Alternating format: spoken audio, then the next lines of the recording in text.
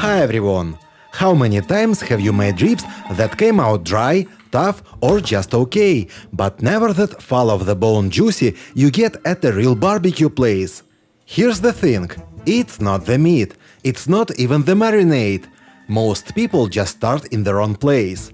There's a method that looks way too simple to work, and it's the one that gives you soft, sticky ribs that pull clean off the bone. And the secret isn't the sauce, it's what you do to the ribs before the sauce ever shows up. So what do most people do? They marinate, they brush, they pour sauce on right away. And that's exactly where it goes wrong. Sauce on raw ribs doesn't cook the meat, it just bakes onto the surface while the inside dries out. So today we flip it around. First, only the meat, no sauce, no fancy marinade. There's one move almost nobody makes here, and it decides half the result before you've tasted a thing. Start with the ribs. First, peel off that thin membrane on the back. Leave it on and it turns rubbery and blocks the seasoning from getting in.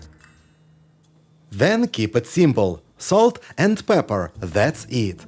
No secret spice blend, it'd only get in the way right now. Because at this stage you're not chasing flavor, you're setting up texture, and that's where the real work starts. This is that one move.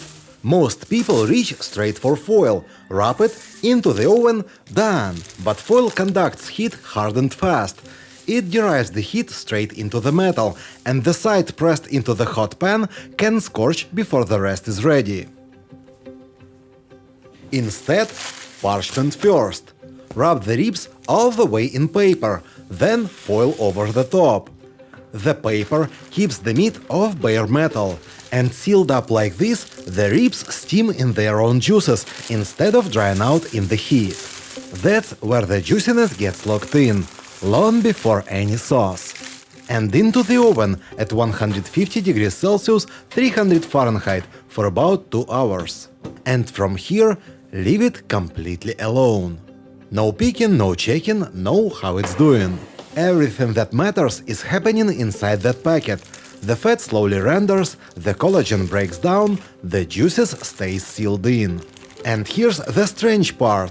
At this stage, the ribs look completely unappetizing. Pale, gray, no crust, no smell. That's the moment most people think they've ruined it. They haven't. This is working exactly as it should. Now the second stage, and this is where flavor finally comes in. Time for the sauce. And the base is the surprise – apple.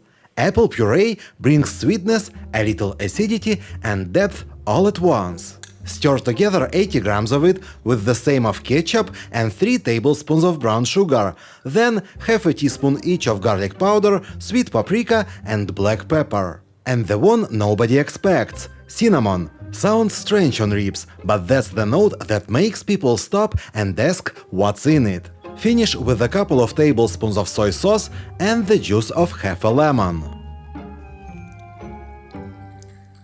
Then stir it all together into one smooth, glossy sauce.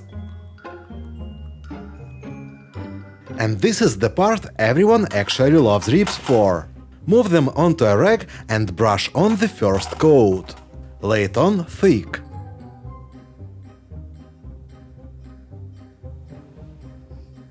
Now flip them and coat the other side too, the same way. Then back into the oven, on convection at 200 degrees Celsius, 400 Fahrenheit, 10 minutes aside. Then pull them, brush on another layer, flip, back in. Do it a few times, and each coat melts into the last.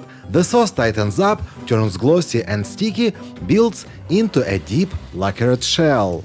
Now you've got both meat that's still soft and juicy inside and that rich, caramelized crust outside. There it is. The ribs finally look the way everyone pictures them. The difference is on the inside, not dry but soft, juicy, tender all the way through. First bite and the cinnamon lands first, warm and sweet under all that sticky glaze. And it all comes down to one step almost everyone skips. Wrap in them paper first before anything else. That's the whole secret. If this saves your next batch of ribs, hit like and subscribe. New recipe every week.